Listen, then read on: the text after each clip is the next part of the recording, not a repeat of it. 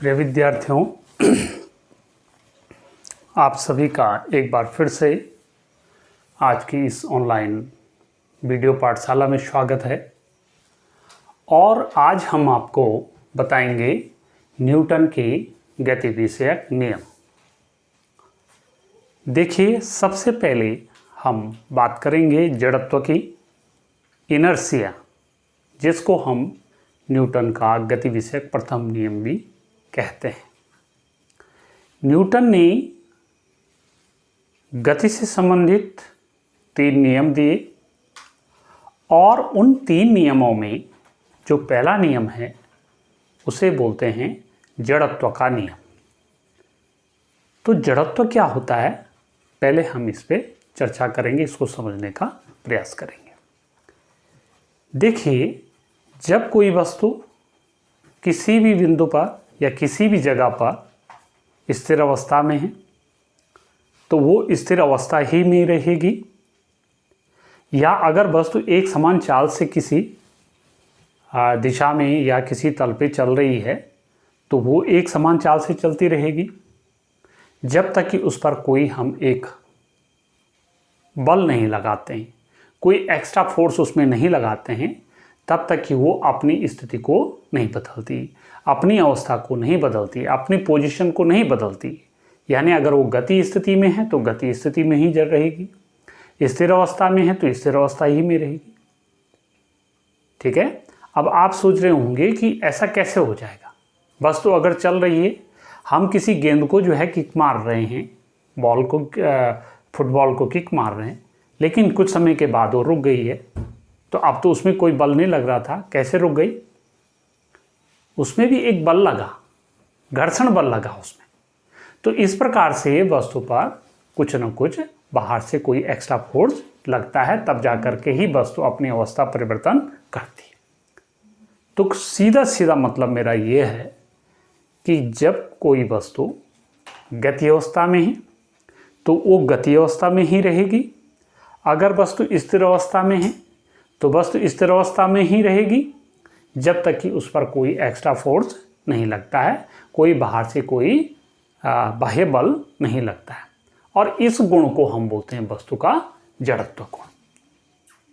ठीक है, इस गुण को हम क्या बोलते हैं? जड़त्व गुण। कहने का मतलब यह है कि जो जड़त्व का नियम है या न्यूटन का जो गति विषयक प्रथम नियम भी इसको कहते हैं, ये किसी भी वस्तु की अवस्था की गुणात्मक व्याख्या करता है, उसकी क्वालिटेटिव पोजीशन को शो करता है कि वो उसकी क्वालिटी क्या है, वो स्थिर अवस्था में है या गति अवस्था में, उसको ये क्या करता है? व्याख्या करता है। तो ऐसे भी आप इसको समझ सकते हैं। अब बात क्या होती है, जड़त्व को हम अपने दैनिक जीवन में 3 रूपों में देखते हैं। और एक होता है गतिक जड़त्व या डायनेमिक इनर्शिया,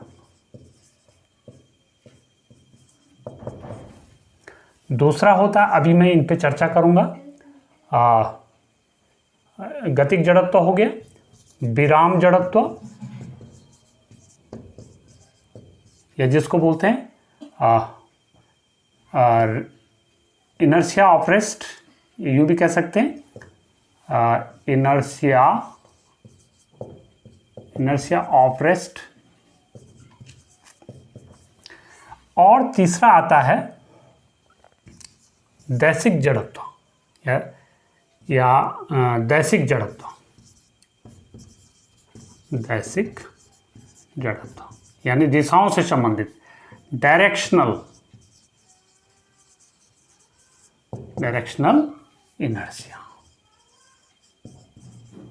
तो 3 प्रकार से हमें ये देखने को मिलता है। अब देखिए कैसे गतिक जड़त्व। अब गति वाले जड़त्व की बात करते हैं। देखिए, गति जड़त्व में सबसे पहले कोई बस है और बस अचानक चलती है। देखिए, कोई यात्री बस में खड़ा है और बस अचानक चलने लग जाती है तो क्या होता है, आप खुद समझ सकते हैं। यात्री क्या हो जाएगा?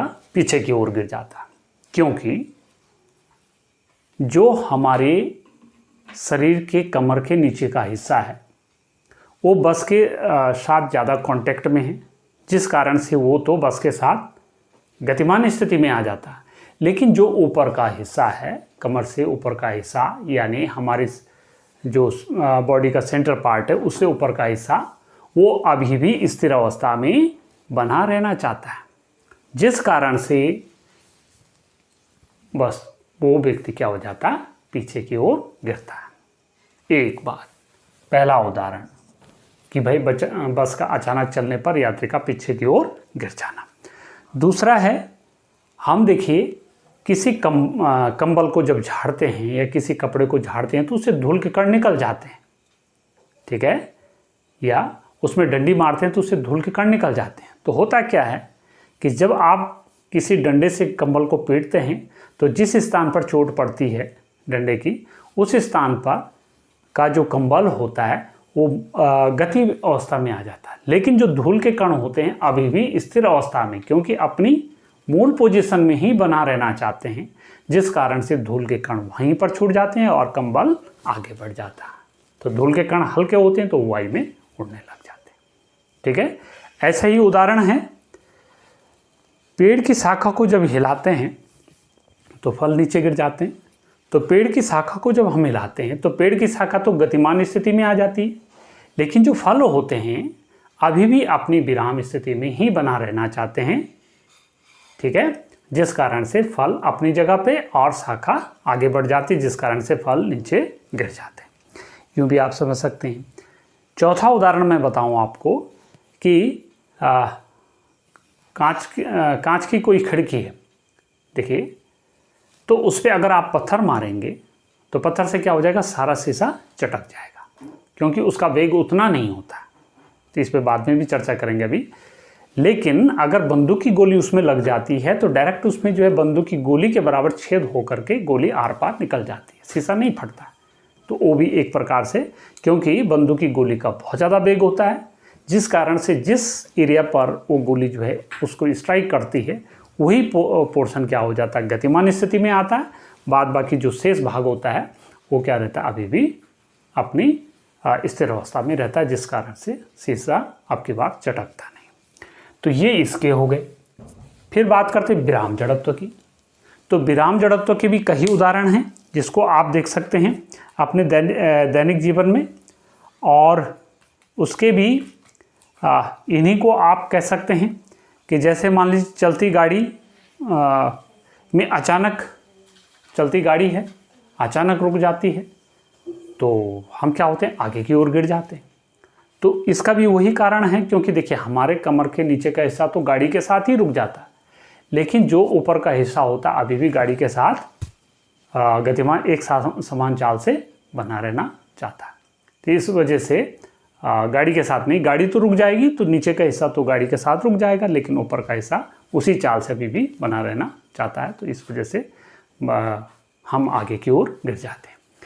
यह दूसरी एक और चीज़ है कि अगर एक समान चाल से कोई गाड़ी चल रही है और उसमें अगर हम किसी गेंद को उछालते हैं ऊपर तो वो फिर उसी हाथ में आ जाती है। तो ये भी सब उसका उदाहरण है।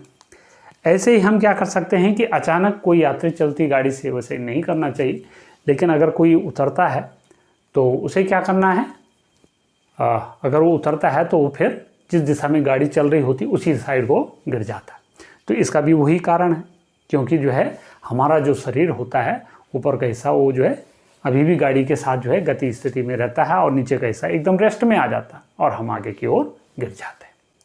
तो ये ऐसे उदाहरण हैं विराम जड़त्व के, गतिक जड़त्व के, आपस में उसको आप तालमेल बिठा करके कह सकते हैं। तो कहने का मतलब जड़त्व की स्थिति की कि वस्तु अपनी अवस्था परिवर्तन का कैसे विरोध करती है। ऐसे दैशिक जड़त्व है दिशा जड़त्व में कि देखिए मोड़ पर कोई वस्तु, कोई गाड़ी जब मुड़ती है तो हम मोड़ के बाहर की साइड को जो है गिर जाते हैं। तो जिस कारण से अब क्योंकि हम उसी दिशा को बनाए रखना चाहते हैं जिस दिशा में हम जो है पहले से गतिमान स्थिति में, तो ये दिशा जड़त्व के कारण हो गए। ऐसे दिशा जड़त्व का एक और उदाहरण मैं बताऊं आपको कि किसी डोरी से आपने एक पत्थर बांध रखा है और उसको क्षैतिज वृत्त में आप घुमा रहे हैं, ठीक है। अचानक देखिए अचानक जो है डोरी टूट जाती है तो जो पत्थर होता है किस दिशा में गिरेगा, स्पर्श रेखा में। स्पर्श रेखा में जो है पत्थर गिर जाएगा। ऐसे पत्थर गिरना, पत्थर जो है ऐसे निकल जाएगा। तो ऐसा क्यों होगा, क्योंकि इस पॉइंट पर मान लीजिए डोरी टूटी है, ये डोरी टूट गई है, तो ये यहाँ पर जो उसके वेग की दिशा थी इस दिशा में थी, तो वो अपनी पूर्व स्थिति में ही बना रहना चाहता है। ठीक है, तो ये क्या हो जाएगा, दिशा जड़त्व का एक उदाहरण है। तो मुझे लगता है कि जड़त्व के नियम से आप समझ गए हैं। इसे हम न्यूटन का पहला नियम भी कहते हैं। एक बार फिर से कि जब तक किसी वस्तु पर कोई एक्स्ट्रा फोर्स नहीं लगता तो वस्तु हमेशा अपनी पूर्व स्थिति में रहती है, या यूँ भी कह सकते हैं कि वस्तु अपनी अवस्था परिवर्तन का विरोध करती है।